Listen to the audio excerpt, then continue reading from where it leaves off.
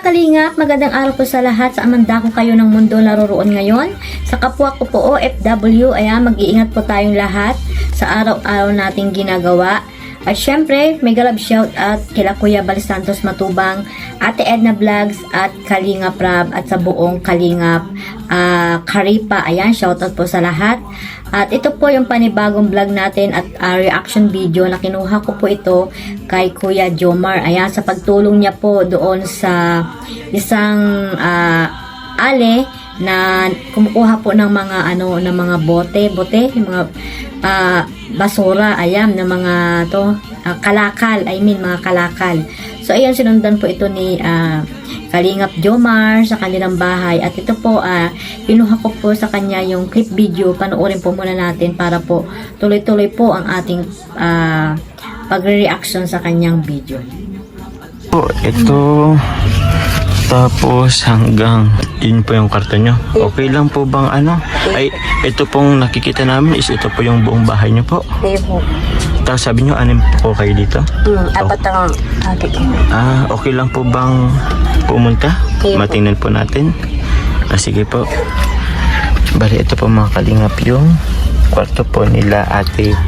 Ano pong pangalan nyo po? Jenny Rose po. Jenny Rose po. So ito po, medyo masikip po. Tapos pambira. Ito po yung kwarto nila po. Diyan na po. Kung galing po tayo sa labas, kunting lakad lang po, ito na po yung kwarto po nila. Parang mas maliit yata ito yung kay Ate Nessie. So ilan po kayo natutulog dito? Ilan po kayo natutulog dito? Anim po.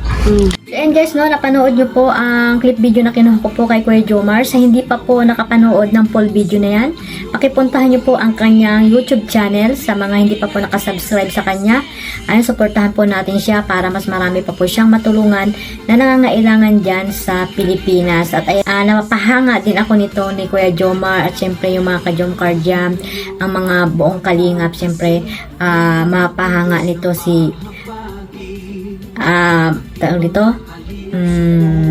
syempre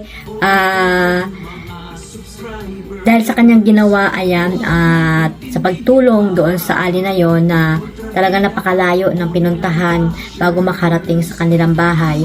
Mabuti na lang mayroon siyang bisikleta, may bisikleta siya na sidecar, sidecar na pang kalakal para doon ilagay yung mga mga kalakal niya. Ayun, nakita ni may mabuting puso na nakakita, at ito nga ay si Kuya Jomar. Ayan.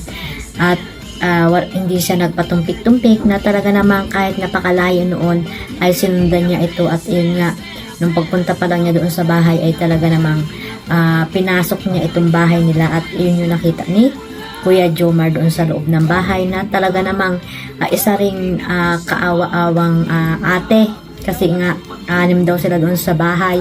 At parang kwarto lang yung bahay. Malaki pa yung kwarto or CR kung iisipin natin, na sa mayamang CR, mas malaki pa yung tinitirhan nila. So ayan nga guys, mabuti na lang at ginamit ng Panginoon na maging instrumento itong si Kuya Jomar para kahit papaano ay matulungan itong si ate na kumukuha ng mga kalakal. So ayan guys, napanood nyo naman ang buong kwento at ang buong video ni Kuya Jomar. Talaga namang napakasipag at napakabait din ito ni Kuya Jomar. Sana ay lahat ng mga nagcha-charity ay ganito kay Kuya Jomar, na handang tumulong kung ano man yung aspeto ng buhay ng isang tao.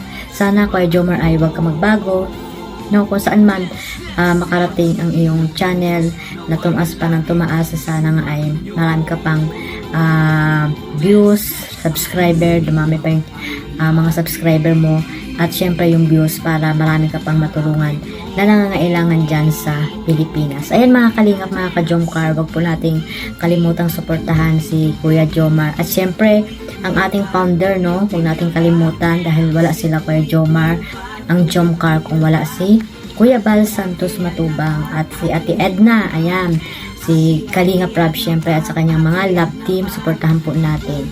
At ayan, suportahan din natin ang mga Karipa, ayan, bumubuo ng Karipa. Suportahan din po natin at ang buong Kalingap team, yung mga mabait, masisipag na charity vlogger dyan sa Kalingap.